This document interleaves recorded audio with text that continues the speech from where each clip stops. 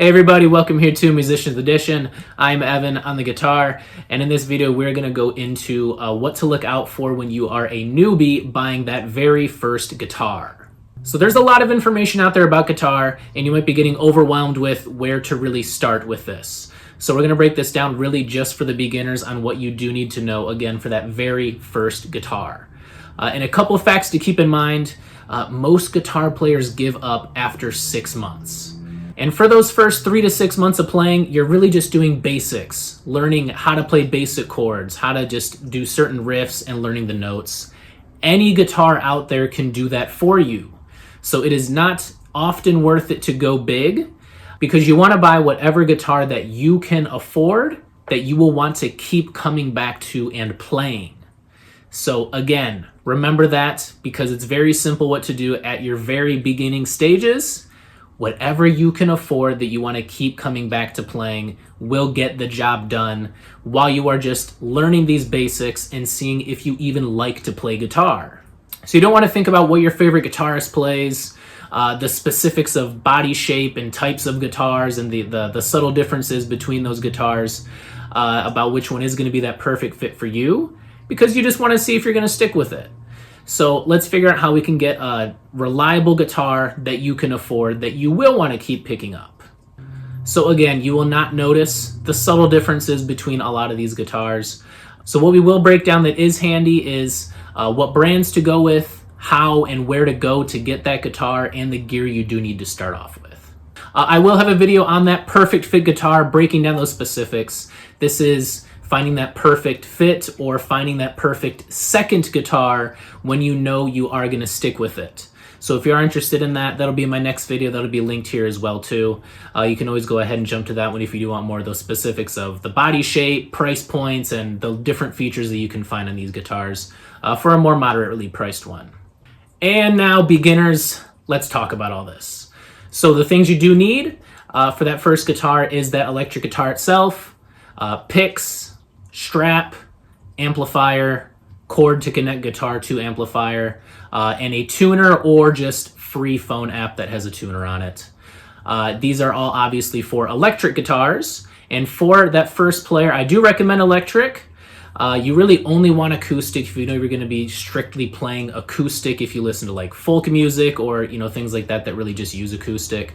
Otherwise, go electric. It's so much more versatile and more fun to play, really. Plus, the strings are easier to press against the frets, so it's actually easier to play.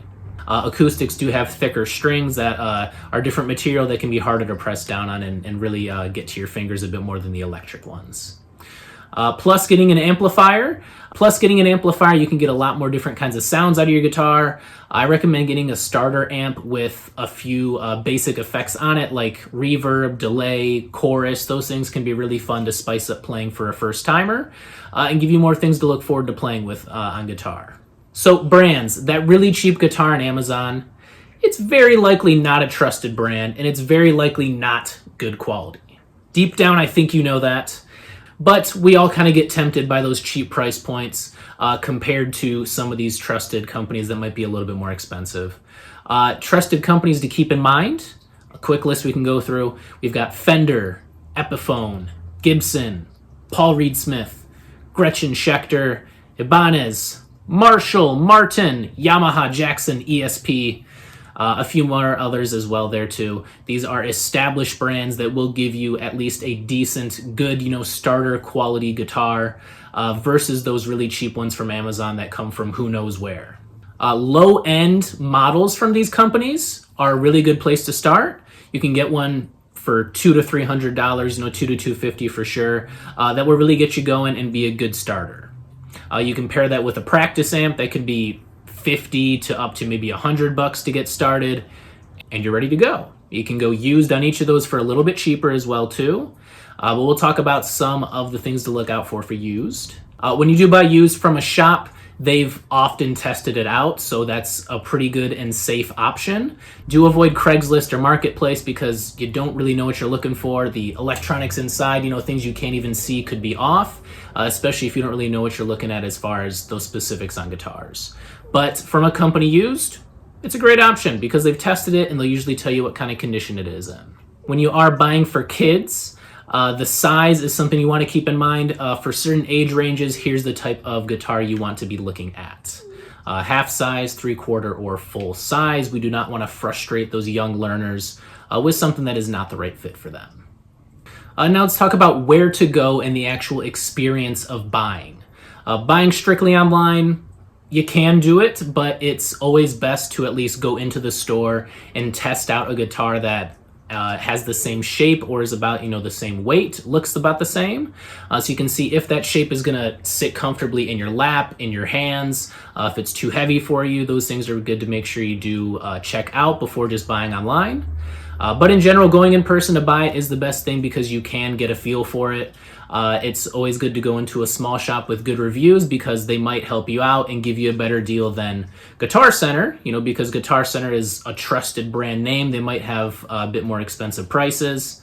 The smaller shops, they might try to hook you in with a good deal because they want you to come back. They want you to keep playing to buy that next guitar or gear from them in the future. But wherever you go, it is okay to say you're new. They can guide you and help you out, and typically you'll still have a good experience that way. So that's about it for buying. Afterwards, it's often a good idea to get a setup on your guitar. They will do some alignments to make sure you're gonna get the best playing experience out of it, that it is fully good to go. That's gonna include like aligning the neck, adjusting the bridge, everything you see on here to make sure it's good to go. Those are things you cannot do yourself, especially if you're new to this. So to go to a professional, do that to make sure you are gonna get that best sound out of your guitar. Some shops will have it set up for you already. If not, you can pay to get it done at any guitar shop. And that is about it for the first guitar as a newbie. Nothing about specifics really, just making sure you go with that trusted brand. Some good price points we talked about, and going new versus used, and everything that comes with buying that first electric guitar. If you do want more on the specifics, if you are ready for that perfect fit, that second guitar that is more moderately priced, check out my next video that is going to talk about all of that to help you learn more about it. For those that are learning, check out more videos here on Musicians Edition to help you out along the way. Have fun playing, and we'll see you next time.